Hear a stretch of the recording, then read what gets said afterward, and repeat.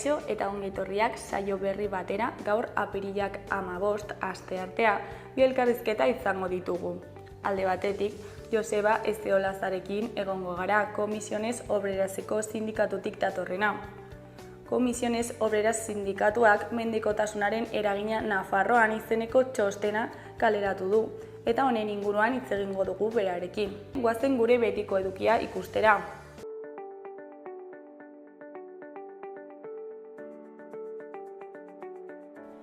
Goazen gaurko efemerideekin.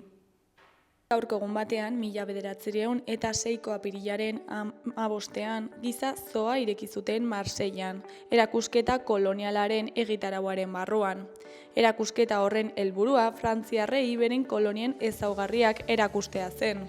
Urte batzuk geroago, 1961ko apirilaren 15ean, Kuban Giron hondartzako inbasioa saiakera egin zuten Castroren aurka AEBetako CIA agentziak antolatuta.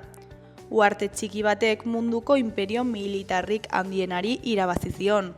1500 inguru kubatar emigrante Kubako iraultza deusestatzen saiatu ziren. Porrotak Kuba sesberen eragin orbitara gerturatu zuen. 100 inbasore hil ziren eta ia 1200 antzeman zituzten. Beren presoen truk medikamentuz beteriko itsasontzia bidali behar izan zuten AEBek. Egun berean baina 1963an, itsasuko agiria aurkeztu zuten aberri egunean. Enbata mugimendu abertzaleak etarekin batera antolatu zuen aberri egunura. Eta bukatzeko 1983ko apirilaren 15ean, Xavier Sánchez Erauzkin kazetariari 18 hilabeteko espetxe zigorra jarri zioten, .iora aldizkariko 2 artikulurengatik. Bera zen edabidearen zuzendaria eta aurretik zeukan urtebeteko zigorrari batu zitzaion Espainiako erregea iraintzea egotzita beste 6 hilabetekoa. Artikuluan Borboiak Gernikako juntetxera egindako bisita zuen izpide zezenketako hizkera erabiliz tonu umoretsuan.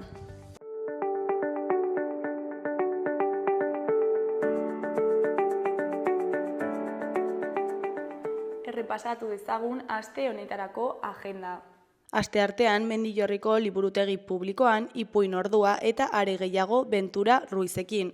Suziri bat bezala ipuin kontaketa egongo da 6:04. Asteazkenean Arrosadiako liburutegi publikoan 6:30 Arrosadia irakurle taldeak Patricia Highsmithen Ripleyren jokoa liburua aztergai izango du. Tom Ripley artelanen trafikatzaile sofistikatu eta perfekzionista da, eta bere maitale biolontxelo jotzailearekin Italiako herri txiki batean bizitzen geratzea erabakitzen du. Baina bere bizitza korapilatuko da diru arazoak sortzen zaizkionean, eta orduan bere aitarengana joko du.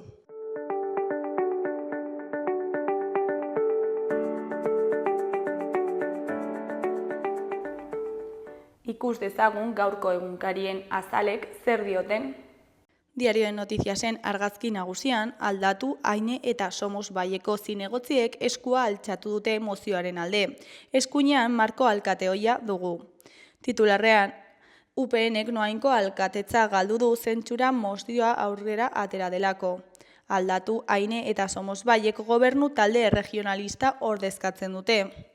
Luis Maiak Sebastian Marko ordezkatuko du, bere alderdiko kargudun ezagunek lagunduta.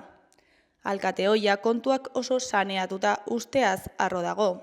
Beheko berrietan alde batetik gorputz ministroa AEBera joango da, Sánchezek Txinara egindako bisita kritikatu ostean. Trumpek argitu du erdieroalentzako mugazergak ezarriko dituela, etorkizun hurbilean indarrean sartuko direla eta malgutasuna egongo dela. Bestetik hondakinen 43% bereizita botatzen dira. Eskuineko berrietan batetik gobernuak hezkuntza ituna sinatu du 7 sindikatuetako 3rekin. Bestetik Fernando Iraburu arkitektoa hilda Jaenen, trafiko istripuan. Jarraian Espainiatik 7 urtez kanporatua izan da uharten adin txikikoak ukitu zituen saltzailea. Ondoren Vargas Llosa hilda gaztelaniazko azken Nobel saria. Azkenik osasunak ez dio eskaintza igoko Pablo Ibáñezi. Diario de Navarraren titular nagusian, arkitektoen elkargoaren ustez, ez da bidezkoa EUSA kale izendegitik kentzea. Bere batzarrak gogoratzen du bere obra Nafarroako hiriburu osoan zehar presente dagoela. Argazki nagusian Mario Vargas Llosa Iruñeko Santo Domingo aldapan 2014an. Titularrean letretatako koloso bat hilda. Peruko 49 urteko Nobel sariduna Latinoamerikako literaturaren boomaren azken genioa izan zen. Eskuineko berrietan batetik Nafarroako hezkuntza ituna gehiengo sindikalarekin sinatu da. Bestetik 7 urtez feria saltzaile bat kanporatu dute Uharten, 9 adingaberi ukituak egiteagatik. Jarraian 28 urteko iruindar bat hilda Jaenen zirkulazio istripuan. Goiko berrietan batetik Ride On Iruñeko bizikleta elektrikoak kentzen ditu. Bestetik Nafar bakoitzak 413 kilo zabor sortzen ditu. Bukatzeko Pablo Ibáñez kanpoan barruan baino gehiago. Gararen titular nagusian Anduezak lehendakariari herri eta egin dio abiadura handiko trenaren kontura. Ez da zentzuzkoa Gipuzkoako EAJaren bozeramaile gisa jokatzea, kritikatu du PSEko buruak Pradalesek Ezkio itsasori buruz esandakoaren ostean. Argazki nagusiko titularrean Noboak eskuinerako biraketa areagotu du Amerikan. Daniel Noboak delinkuentziaren eta ekonomiaren desauratzearen aurkako gerrarekin jarraituko du Ekuadorren, presidentearentzako hauteskundeetarako irabazle izendatu ondoren. Donald Trumpek Nayib Bukelek biek atzo bildu ziren eta Javier Mileik kontinentean utziko duten eskuinerako bira eragotu du horrela. Noboak konstituzio berri bat bilatuko du politika hori sendotzeko. Luisa González hautagaiak iruzurra salatu zuen eta botoak berriz zenbatzea eskatu zuen. Erdiko berrian Pradaleseko errondaren balorazio positibo orokorra. Eskuineko berrietan batetik Irun bizitegi merkatua tentsionatuta duen beste herri bat. Bestetik Maider Iantziren kronika dugu. Herri proiektu handitzat jota goe urrian ireki nahi dute. Jarraian Jimenok hezkuntza ituna sinatu du gehiengo sindikala alde batera utzita. Amaitzeko Vargas Llosa aztoratzaile ultraliberal bilakatu zen literaturako novela. Berriaren titular nagusian berotze globalak areagotu egin du Europaren klimaren zatiketa. Mendebaldea gero eta hezeagoa da, eta ekialdea aldiz gero eta idorragoa, Kopernikusen eta munduko meteorologia erakundearen arabera. Bi erakundeek berretsi dute azkarren berotzen ari den kontinentea dela. Ikerlariek aurre ikusi dute uholdeak eta bero boladak ugaritu egingo direla. Argazki nagusian, goian Xavier Irazusta, Zarra Rosa Zarraren semea eta Dani Goñi Irazusta iloba. Behean Idoia Irazusta Zarra alaba, Xavier Irazusta olea alarguna eta Maider Irazusta Zarra alaba. Titularrean joan da humilazioa eta itzuli digute ohorea amari, aitari eta guri. Balorazio batzordeak poliziaren biktima gisa aitortu zuen Rosa Zarra, hil zutenetik 30 urte betetzear direla, senideak pozik daude erabakiarekin. Jaurlaritzak autokritika eta aitortza publikoa egitea nahi dute. Guk ez dugu izan jaurlaritzaren babesik, ez orduan ez da 30 urteren ondoren ere. Goiko berrietan Alex Munbru Bilboko basketeko jokalari eta entrenatzaile ohiaren hitzetan, miribilak asko estutuko du bihar eta hiria Bizkaia osoa taldea bultzatzen arituko da. Eskuineko berrietan batetik Mario Vargas Llosa literaturako Nobel sariduna zendu da, 89 urterekin. Bestetik gizon bat atxilotu dute Baionan, andre bat bortxatzea egotzita. Jarraian Nafarroako gobernuak gutxiengo sindikalarekin sinatu du hezkuntza publikorako ituna. Azkenik euskalgintza teknologian, euskarazko aplikazio askoren sortzaile den enpresa horrek 25 urte egin ditu. Euskal Herri Irratiaren titular nagusian Atortxurrok jaialdiko auzolanerako deiak badu kantua eta bideoklipa. Maskak, Mirua, Monseur Lekrep, Txiringik eta Zetakek 2 terdi izeneko kantua eta bideoklipa aurkeztu dute. Atortxurrokekin bat egin eta auzolanerako deia egiteko. Eskuineko berrietan, goikoan zentsura mozioa onartuta UPNek ez du Noain gidatuko. Noainek alkate aldaketa izan du, UPN albo batean utzi dute zentsura mozio bati esker. Hemendik aurrera Aldatu Elortzibar, Aine eta Somos Baie taldeek gidatuko dute udala. Aldatu koalizioko Luis Maiak hartuko du aginte makila UPN-eko Sebastian Markori lekukoa hartuta. Behekoan Euskaltzaindiak eta Iruñeko udalak hitzarmena berritu dute. Iruñeko udalak eta Euskaltzaindiak gaur sinatu dute urte osorako 12.000 euroko diru laguntza izenduna emateko hitzarmena. Hizkuntzaren inguruko aholkularitza lanetarako eta Euskaltzaindiaren argitalpen hedapenerako izanen da laguntza.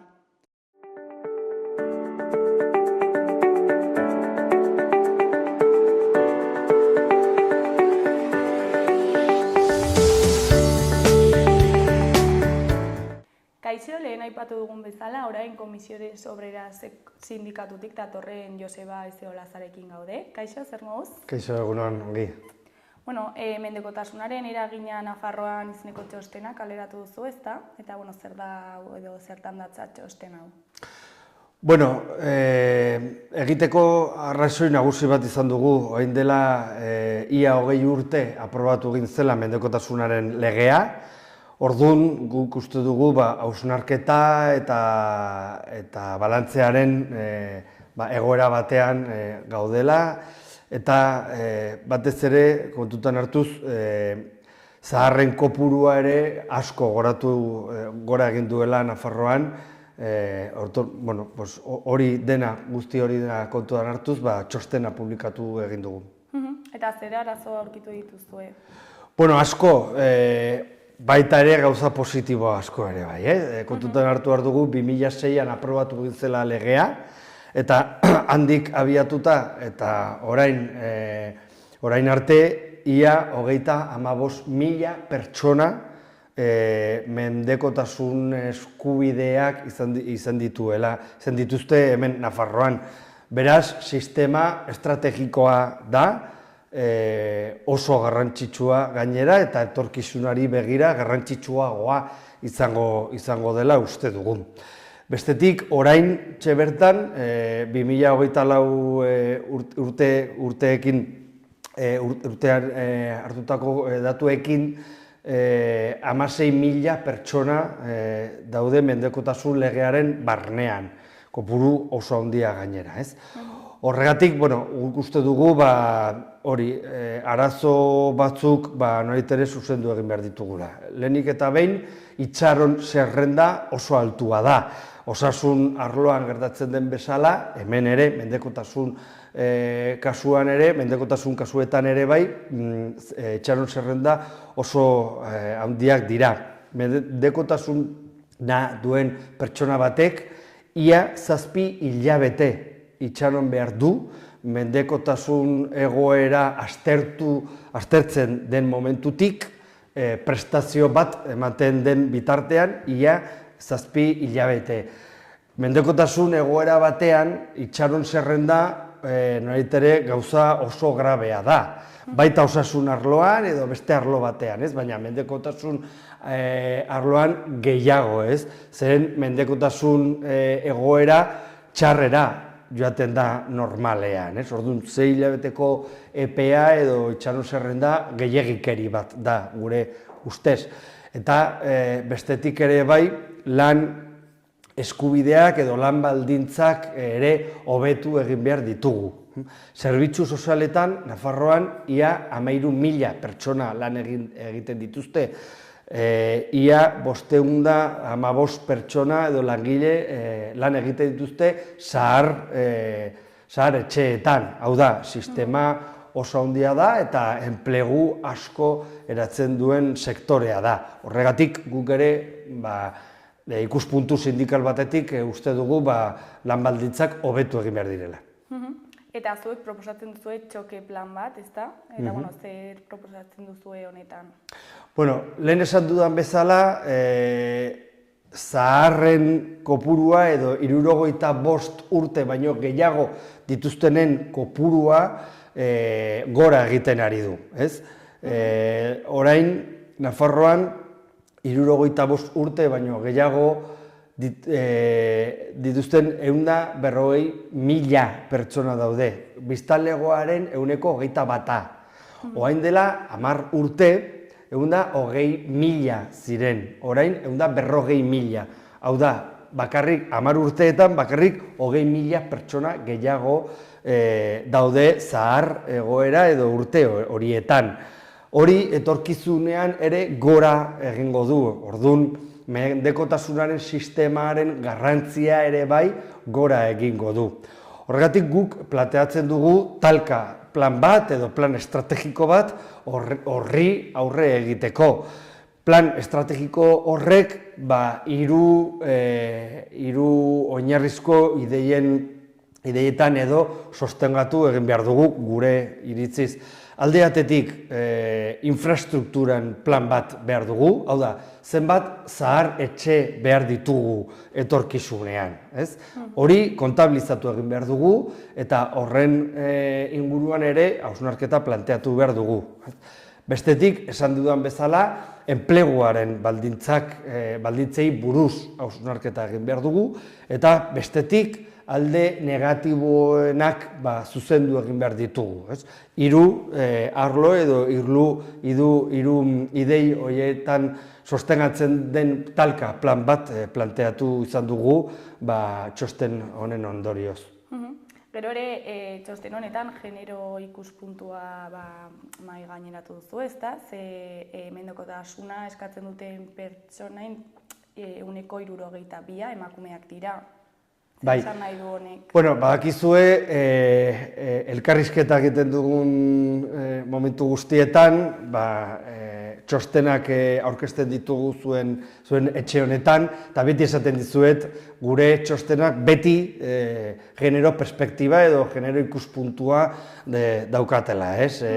Goratzen ez, azken elkarrizketan, genero arrakala nola ere analizatu egin genuen, beste txosten batzuetan, adibidez, pentsio dunen ezaugarriak edo baldintzetan ere bai genero ikuspuntua aplikatzen dugula, eta honetan arrazoi gehiagorekin genero ikuspuntua aplikatzen dugu, bi arrazoiengatik batez ere mendekotasun egoeran daudenen gehiengoak emakumeak direlako. Batez ere, 90 urte baino gehiagotan. Hortan, ia gehienek emakumeak dira. Eta bestetik ere bai, zaintza lanetan daudenek gehiengoak emakumeak dira. Familiari begiratuta, zaintza lanetan 97% emakumeak egiten dituzte. Orduan hor, ere sektore oso feminizatua dauka. Baina baita ere langile profesionalen artean, zahar etxeetan edo zerbitzu sozialetan lan egiten dituzten gehiengoak emakumezkoak dira. Horregatik, genero ikuspuntu hori planteatu izan dugu txosten honetan. Kontutan hartu dugu gainera, lan baldintzei begiratuta, behin-behinekotasuna behera egin duela, baina oraindikan partzialtasun tasa oso handia dela. Askotan, kazetariek galdetzen duzute sindikatuari, non sortzen da genero arrakala adibidez soldatetan. Bueno, pues hemen sortzen da genero arrakalan, jornada partzialetan sortzen dira genero arrakalan. Eta sektore honetan batez ere, genero arrakala ikaragarria dago eta tasa, partzialtasunaren tasa oso handia da. Beraz, genero arrakala ere oso handia da. Horregatik, genero ikuspuntua aintzat hartzea oso normala da gure artean. Eta zuk uste duzu, sektore hain prekarizatu bat dela, justo sektore feminizatu bat delako? Bai, nik uste dut gainera zaintza arloa ez daukala prestigio sozialik. Eta horregatik soldatak hain txikiak dira. Baina baita ere uste dut, eta hori historikoki kritika hau egin dugu, uste dut ere bai arlo pribatua pisu gehiegi daukala zaintza lanetan. Adibidez, jasangarria da niretzako putre funtseak dituzten zahar etxeetan egiten dituzten kudeaketak. Nafarroan 76 zahar etxe daude. Bakarrik 19 publikoak dira. Bakarrik 19. 27 kudeaketa enpresa pribatuak egiten dituzte eta konkretuki putre funtseak edo inbertsio enpresak egiten dituzte. Inbertsio enpresa hauek gero elusio fiskala egiten dituzte. Bere etekinak Bahamasetan edo horrelako estatu edo irletan daukate, ez? Nafarroan, eta hau ere bitxikeri bat da eta kazetariei ere askotan sorpresa eragiten die, ez? Baina gu ere hemen putre funts hauek ditugu martxan, ez? Eta badago Elizondon bazegoen enpresa mota hau, Iruñean, Lodosan, hau da, gure artean ere badaude gure zaharrekin eta mendekotasuna egoera bat pairatzen dutenekin negozioa egiten dutenak. Eta gu uste dugu hori sistema oso negatiboa dela. Ez bakarrik mendekotasunei ematen dizkieten atentzio kaskarrak direlako askotan, baizik eta baita ere soldata txikiak edo prekarizazio prozesu horien ardura dutelako beraiek ere, ez? Horregatik guk talka prozesu edo plan honetan, edo plan estrategiko honetan, honi sekurako garrantzia ematen diogu, ez? Guk uste dugu Nafarroak pentsatu egin behar duela edo eztabaidatu egin behar duela zer nolako gestio eredua izan behar duen zahar etxe hauetan, ez? Eta uste duzu ere lan baldintzen egoera gero eragina duela zaintza kalitatean? Bai. Ez da hori Komisio Soberan iritzi bat. Nafarroko gobernuak pandemiaren ostean egin zuen analisi bat. Non zer zahar etxeetan izan zen arreta hoberena edo arreta azkarrena. Eta ikusi egin genuen, edo ondorioa atera zen, zahar etxe publikoetan, eta beraz, baldintza onak zituzten zahar etxeetan, ere arreta onagoa izan zela. Hori izan zen txosten horren ondorioa eta gaina Nafarroko gobernuak egin zuen. Eta demostratu egin zen pandemian enpresa pribatu hauek arreta kaskarragoa egin zutela, baina hori normala da. Gu behitu galdera bat plazatzen dugu beti. Enpresa hauek etekinak ateratzen dituzte. Nondik ateratzen dituzte etekinak? Arretatik sartzen dituzte etekinak, edo adibidez elikadura mota ematen dutena kontutan hartuz, hortik ateratzen dituzte etekinak, eta baita ere lan baldintzatik ateratzen dituzte etekinak. Negozioa hor dago. Zeren plaza bat berdin balio du zahar etxe publiko batean edo pribatu batean. Kostuak gutxi gora bera berdinak dira, ratioak, langileen ratioak, legeak guztietzako berdinak dira. Nondik egite dituzten negozioa? Esan dudan bezala, elikadura kaskarra ematen dute, arreta kaskarra ematen dute, arreta sanitario kaskarra ematen dutelako, eta lan baldintzak ere okerratu egiten dutelako. Beraz, horregatik esaten dugu, nolabait ere, zerbitzu sozialak edo mendekotasun sistematik egon behar direla negozioa egiten dituzten enpresak. Gero ere, aztertu duzue etxez etxeko zerbitzua, ezta? Eta ze iritzi daukazue honen inguruan? Bueno, mendekotasun legeak nolabait ere 7 motatako prestazioak eskaintzen ditu. Esan dugun bezala, zahar etxeak, baina baita ere eguneko zentroak edo zentro de dia, eta baita ere etxean bertan ematen den arreta, servizio de atención a domicilio esaten dugun bezala. Horretan, Nafarroak datu oso negatiboak ditugu, ez? Guk uste dugu etxean bertan ematen den arreta indartu egin behar dugula. Prebentziorako oso garrantzitsua delako eta baita ere arreta ona ematen delako, ez? Baina gure kasuan, Nafarroako kasuan, kasu gutxitan ematen da etxean bertan ematen den arreta. Eta nik uste dut, arreta hori oso garrantzitsua dela, esan dudan bezala, prebentzioa nolabait ere bermatzeko eta arreta ona ere bermatzeko. Eta Nafarroako gobernuak ze erantzunkizun dauka hau guztian? Nafarroako gobernuak prestazioak banatzen ditu.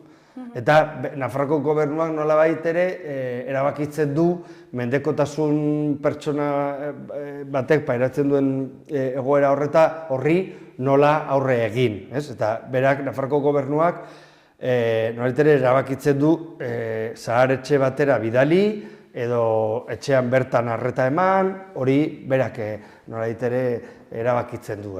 Nik uste dut,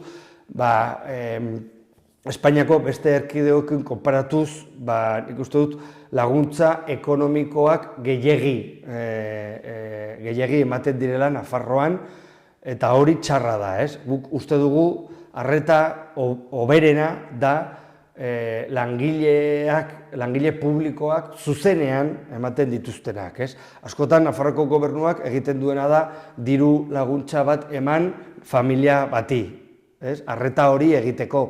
Baina hori ez da arreta profesionala askotan, ez?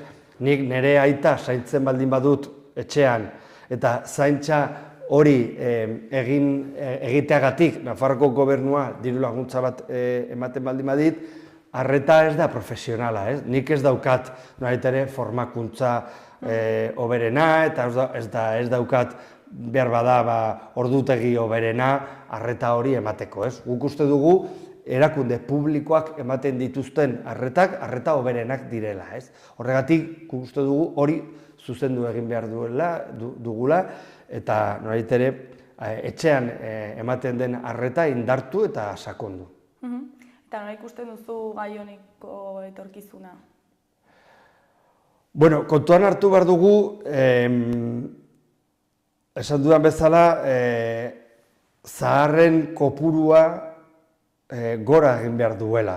Beraz, behar ditugun, edo etorkizunan, behar izango ditugun prestazioak ere indartu egin behar direla. Orain, 13.000 pertsona lan egiten baldin badituzte, lan egiten baldin badute zerbitzu sozialetan, 2035ean gehiago izan behar dira. Eta orain, 36 zahar etxe baldin baditugu, 2035ean gehiago izan behar dira. Orduan, hori nolabait ere planifikazioa behar dugu horri aurre egiteko. Horregatik, plan horretan eta ikerketa horretan hori eskatzen diogu Nafarroako gobernuari. Planifikazioa oso garrantzitsua da, eta hori izango da eskubideak bermatuko duena etorkizunean. Eta horretan ari direla uste duzu?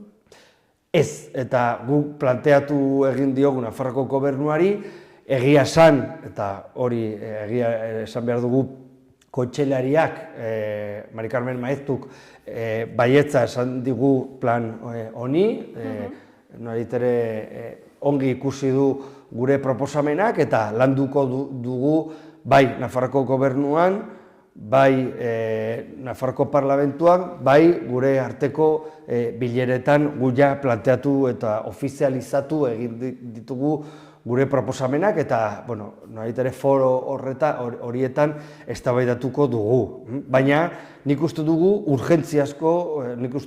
urgentziazko plan bat behar dugula. Ja, esan dudan bezala, 16.000 pertsona daude mendekotasun egoera batean Nafarroan, eta hori gora egin behar du. Orduan planifikazioa behar dugu, eta planifikazioa aurten nolabait ere martxan jarri behar dugula uste dut. Osa, haiekin harremanetan jarraituko duzue, hau bideratu ahal izateko, ez? Bai, kontseilariak ikerketa badauka bere eskuan, nik bidali egin nion, baita ere plan horren nondik norakoak ere bai ezaugarri guztiekin, deskribapen guztiekin, idei guztiekin bere mailan dago, eta nik uste dut, hau eztabaidatu egin behar dugula eta akordatu egin behar dugula. Guk uste dugu gainera, esan dudan bezala, lehen mendekotasun sistema estrategiko bat da. Hezkuntza bezala edo osasun arloa bezala, hau ere zaintza sistema edo mendekotasun sistema estrategikoa dela Nafarroarentzat. Eta horregatik uste dut konsensuak behar direla gure artean, arlo politikoan, arlo enpresarialan, arlo sindikalan eta Nafarroako gobernuari begira, lau arlo guzti hauetan konsensuak behar ditugu, nolabait ere planifikazio hori indartzeko eta esan dudan bezala gure arteko harremanak eta akordioak indartzeko. Bueno, Joseba, bukatzeko, ez dakit zerbait gehiago komentatu nahi duzu, jendeari zerbait esan, erakundeei, Nafarroako gobernuari, ez dakit. Ez, zuk gako bat plazaratu duzu, eta da zaintza lana aurpegi femeninoa dauka, ez? Eta hori gure bizitza pribatuan ere bai, nolabait ere zuzendu ahal dugu, ez? Baina batez ere Nafarroako instituzioak indartu egin behar dugu zaintza arloa, ez? Zaintza arlo publikoa gainera, ez? Nik uste dut hori nolabait ere ongi marraztu egin behar dugu, ez? Gure ADN-ean, ez? Behar dugu zaintza sistema bat indartu eta behar dugu hori publikoa izatea. Hortan, nolabait ere gure etorkizuna jokoan dago, ez? Bueno, Joseba, mila esker gurera etortzeagatik berriro ere, eta zuen txostena aurkezteagatik, eta ea azkenean zaintza sistema eraldatzen lortzen dugun. Bai, mila esker, beti bezala.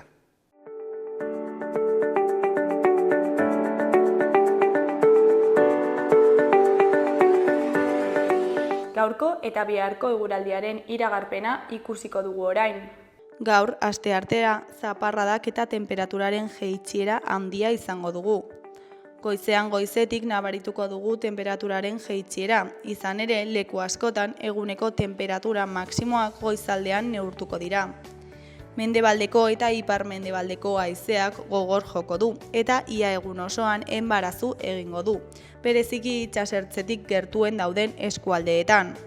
Zerua estalita egongo da eta zaparradak botako ditu, tarteka ez da baztertzen trumoiak jotzea. Elurkota 1200–1300 metro inguruan egongo da, gauean beherago jaits daiteke. Temperatura altuenak 10–13 gradu artekoak izango dira. Temperatura minimoak egunaren amaieran neurtuko dira. Asteazken goizaldean euria egingo du, egunaren bigarren partean ere bai, baina goizean ateri eutsiko dio eta ostarteak zabalduko dira. Goizaldean oraindik zaparrada trumoitzuren bat bota dezake, batez ere kantauri isurialdean. Goizean goiz atertu eta ostarteak irekiko dira, eta giroa freskoa izango da oso. Ez da baztertzen izotza egitea Araban, Nafarroan eta mendi inguruetan. Goizean giro lasaia izango dugu eta temperatura asteartean baino gehiago igoko da. Arratsaldean berriro ere lainotu eta euritara joko du. Zaparrada trumoitsuak ere bota ditzake.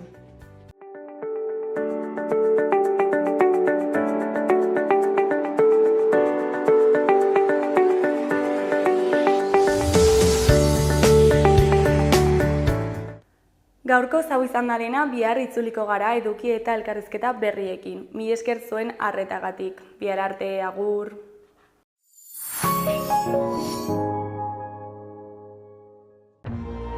Gobierno de Navarra. Nafarroako gobernua.